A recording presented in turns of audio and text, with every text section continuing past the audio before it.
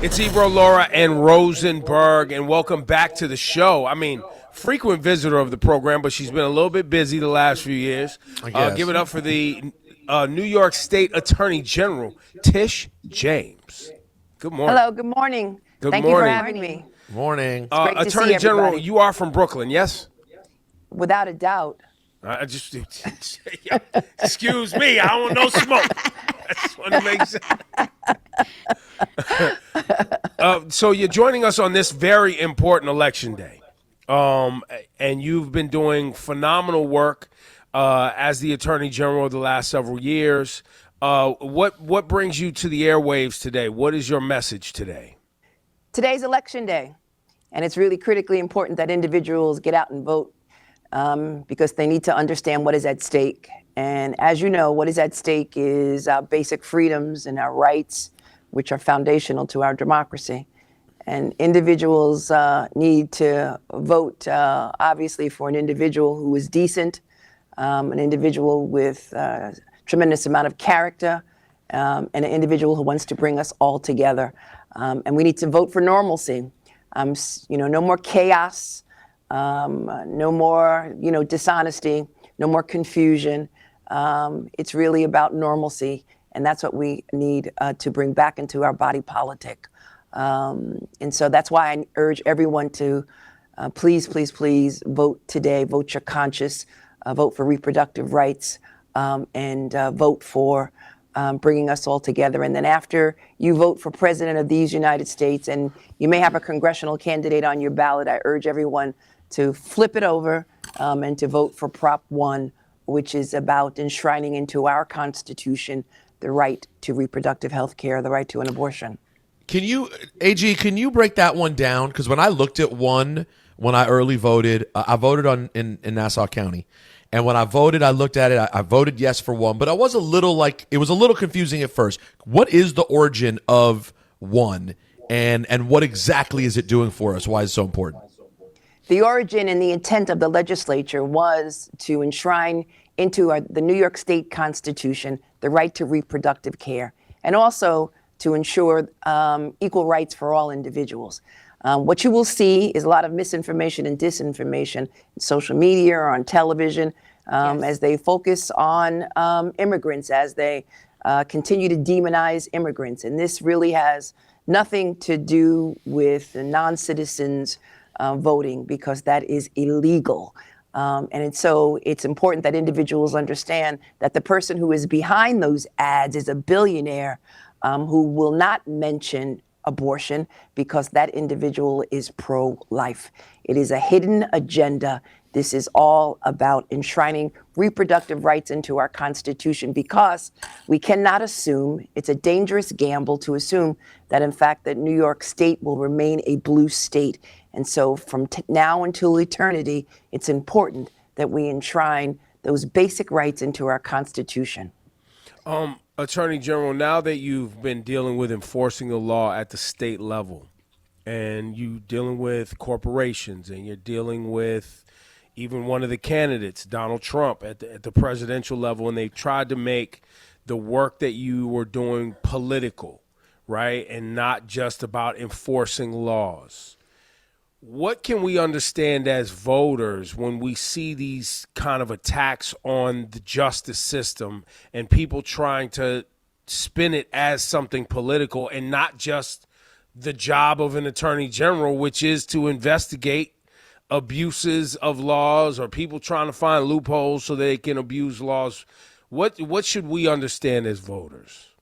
It's nothing more than a distraction away from the real issues. That you have an individual who is running for the highest office in the land and who seeks to demonize others, who seeks to demonize people of color, who seeks to demonize immigrants, who seeks to demonize Muslims, who seeks to demonize Puerto Ricans, Haitians, and the list goes on and on and on. As the Attorney General of the state of New York, the case that we brought against Donald Trump was as following a 3-year investigation focusing on his abuse of the law. We brought this case based on the facts and analysis of the law, and as a result, we were able to secure a judgment for the residents of the state of New York. That case right now is on appeal. I am proud of the work that my office has done, and I'm proud of the fact that we sent this message, and that is no one is above the law, from the lowliest of individuals to the most powerful individual in this country.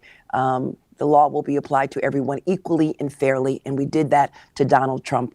As I mentioned earlier, that case is on appeal, and I'm confident at the end of the day, we will secure our judgment for the residents of the great state of New York. Are we living in a time right now where there is an expectation? It seems there is, where because you are a certain level of income, a certain level of wealth, that you should be able to subvert the law. Are you seeing that at kind of your level? And looking back in history, because I know you've studied it, is this, I know it's not a new phenomenon, but does it seem like it's getting more egregious? So let me just say, Donald Trump and individuals who think like Donald Trump think that the law should not apply to them. But my message is clear that really no one is above the law. And we apply the law equally in this office. We focus on a wide range of issues, from wage theft for members of unions. We support the right to organize. We focus on consumer fraud. We've focused on investor fraud. We focused on individuals who engage in monopolies and take advantage of consumers and raise prices for consumers.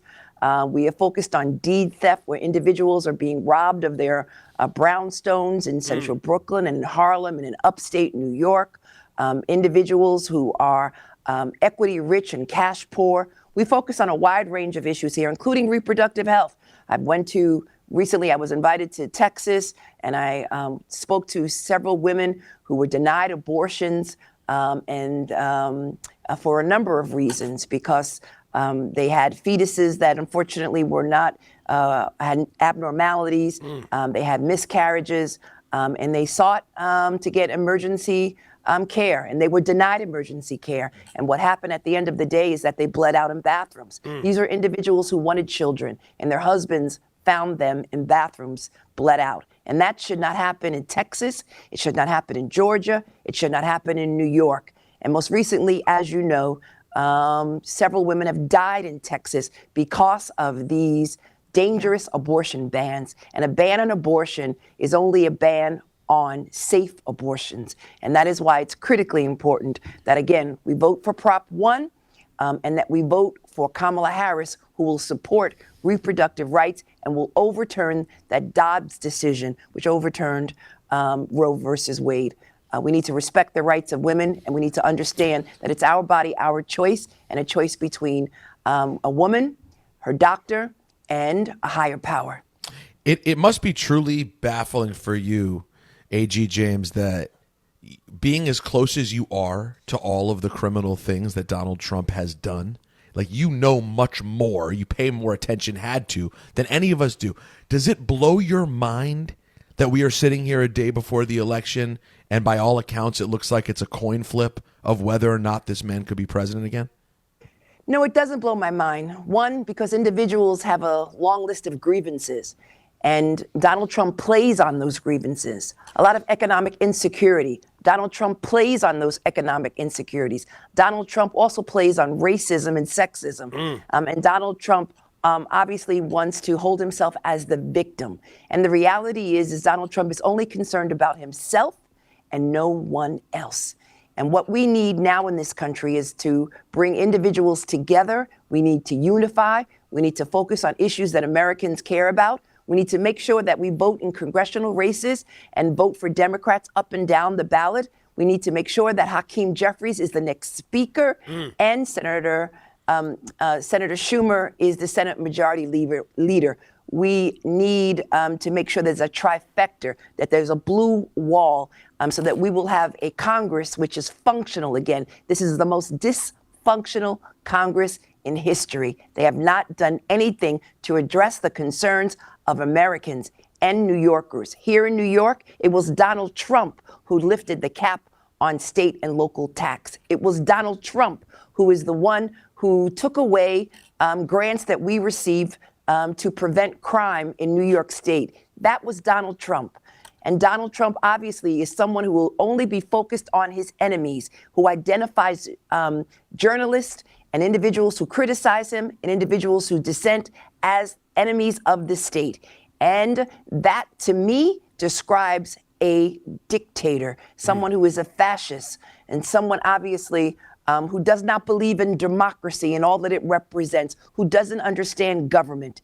And it's so critically important that individuals stand up against all of the hate that he has espoused, hate against people of color, hate against Muslims, hate against Haitians, hate against Jewish people, hate against African Americans, and someone who is denying a woman's right to have freedom and autonomy over her own body.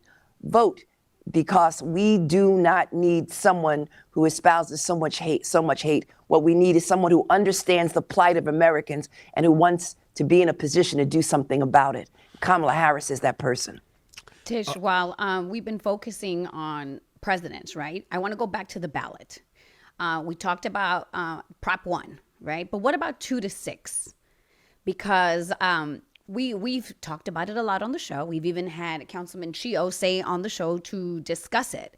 But to me, Laura Stiles, I voted no 2 through 6, right? And yes on 1, of course. But when you read it, it's very confusing to people. And some people might read it and be like, this actually sounds like something good.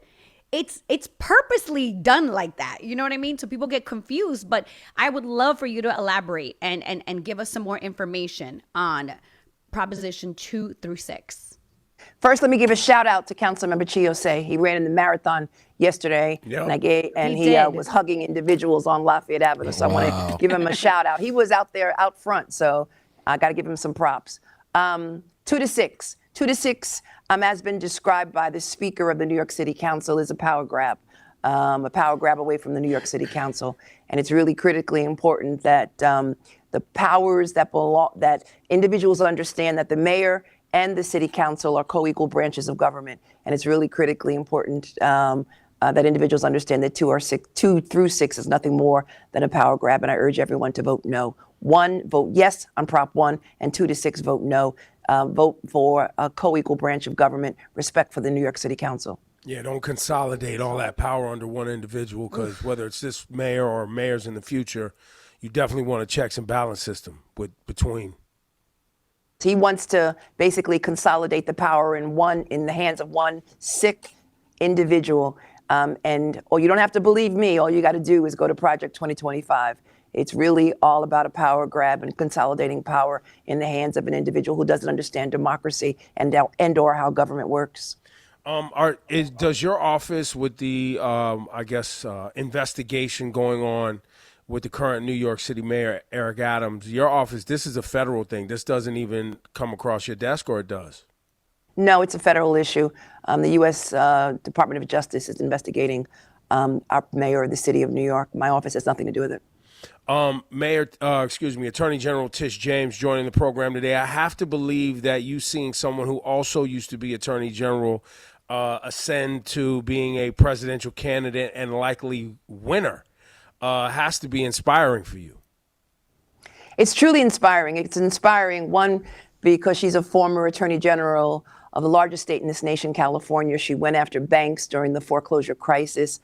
She was able to secure funds for individuals who were struggling. She went after consumer fraud.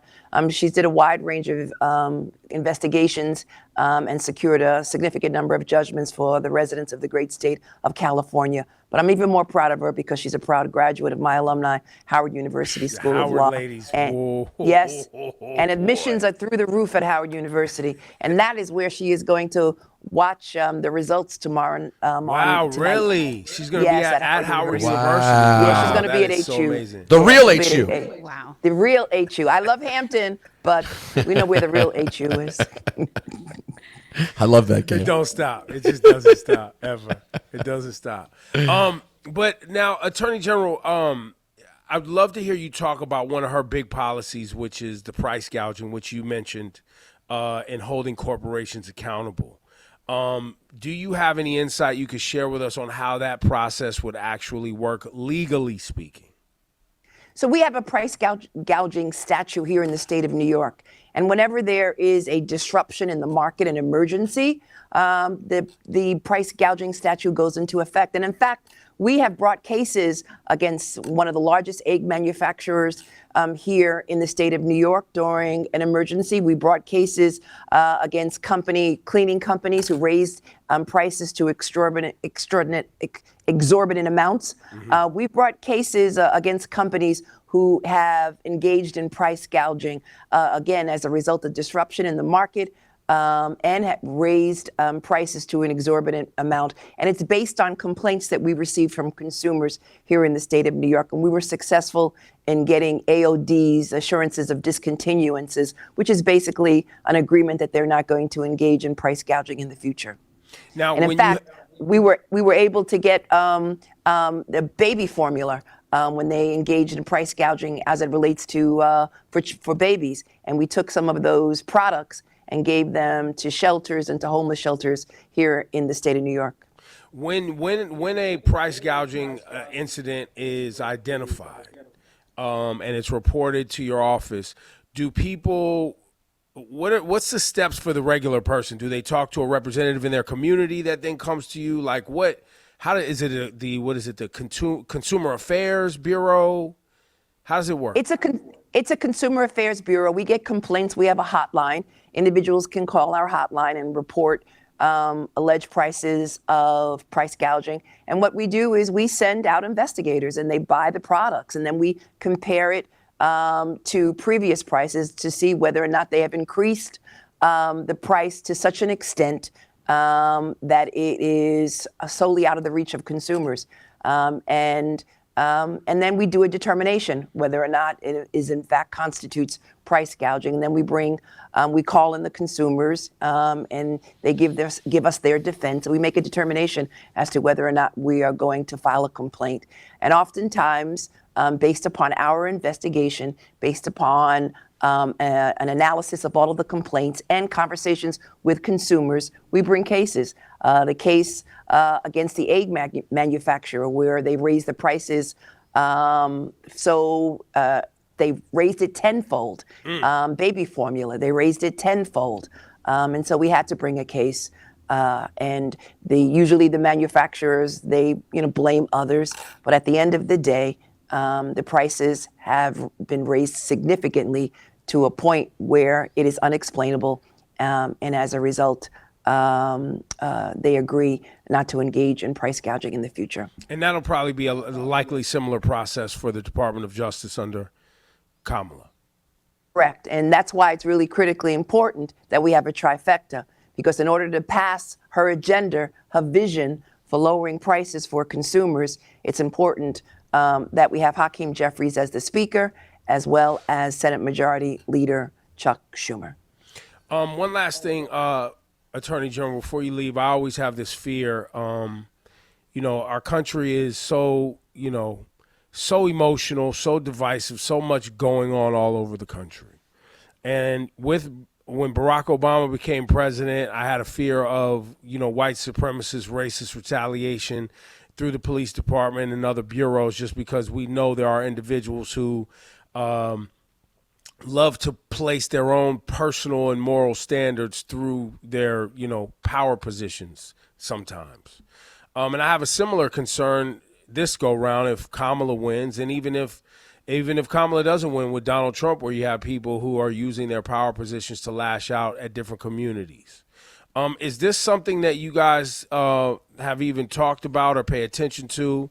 Is this something that would come across your desk? And as for regular people who have these concerns, because we see a lot of people acting out, what is something we should kind of pay attention to or have a phone number for, so that we can protect our kids and our families and our communities?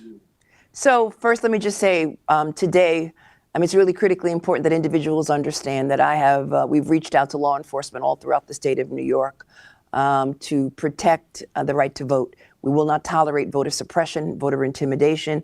We will not tolerate any type of conduct at any poll site in the state of New York. And so law enforcement are on the ready to enforce the law, and they are working with our office to it's important that individuals understand that Democratic attorneys general all across this nation, we are prepared to respond to any actions that would result in voter intimidation and voter suppression.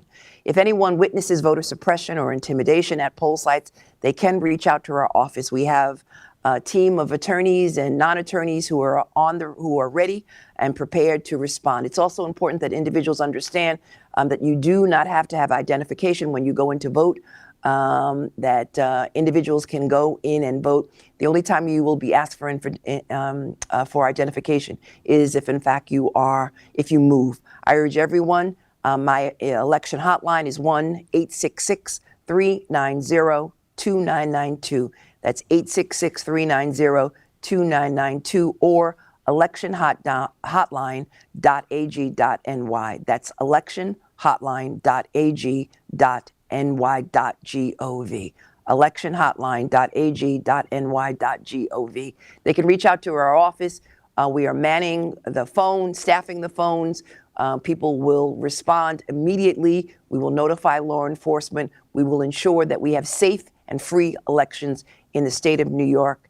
Again, we are working with law enforcement all throughout the state of New York. And as I indicated, Democratic state attorney generals all across this nation are prepared to litigate, just as we did during the first Trump administration, where we were successful 80% of the time in responding to Donald Trump attempting to roll back the clock of progress.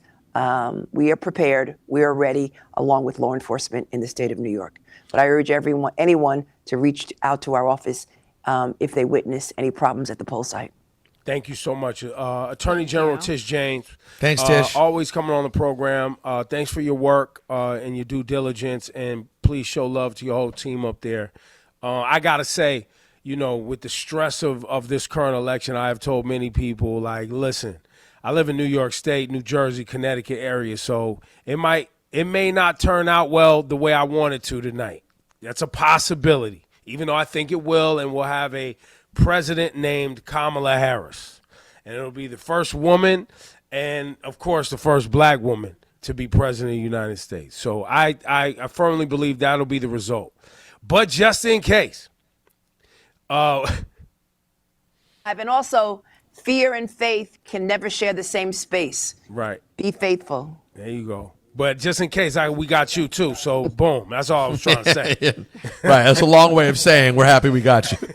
Thank you. Bless you. Take care, everybody. Take care. Bye, Tish. Bye-bye.